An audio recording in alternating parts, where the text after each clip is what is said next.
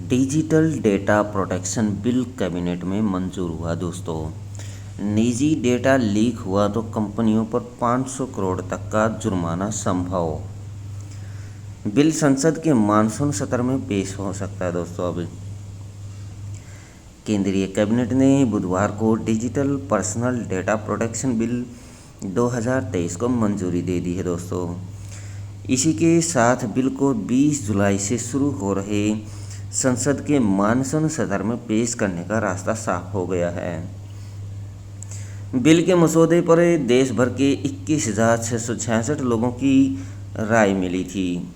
कुल 46 संगठनों, संघों और उद्योगों को भी रायशुमारी में शामिल किया गया था दोस्तों।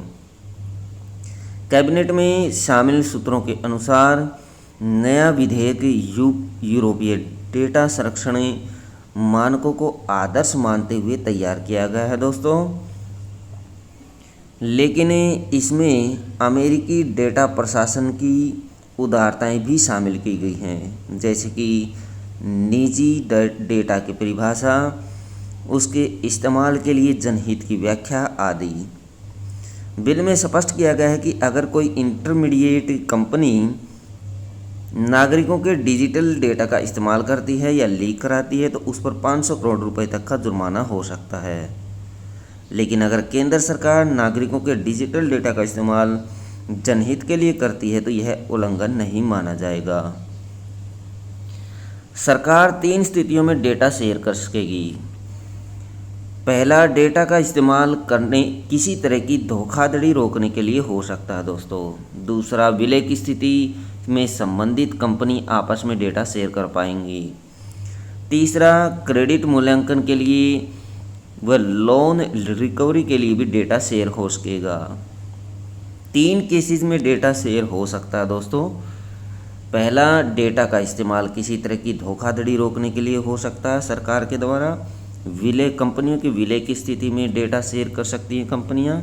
और तीसरा, क्रेडिट मूल्यांकन के लिए या लोन रिकवरी के लिए डेटा शेयर किया जा सकेगा। इस पर कानून लागू नहीं है। गैर ऑटोमेटेड पर्सनल डेटा पर, ऑफलाइन पर्सनल कंटेंट पर, घरेलू मकसद के लिए प्रोसेस किए गए डेटा पर, इन पर नियम लागू नहीं होता। डेटा संरक्षण बोर्ड बनेगा जो तय करेगा कि नियमों के उल्लंघन पर कितना जुर्माना लगाया जाए।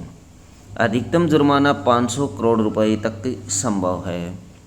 बिल में प्रावधान है कंपनियां अनुमति के बिना डेटा प्रोसेस भी नहीं कर सकेंगी। डेटा प्रोसेस करने के आधार तय कर दिए गए हैं दोस्तों।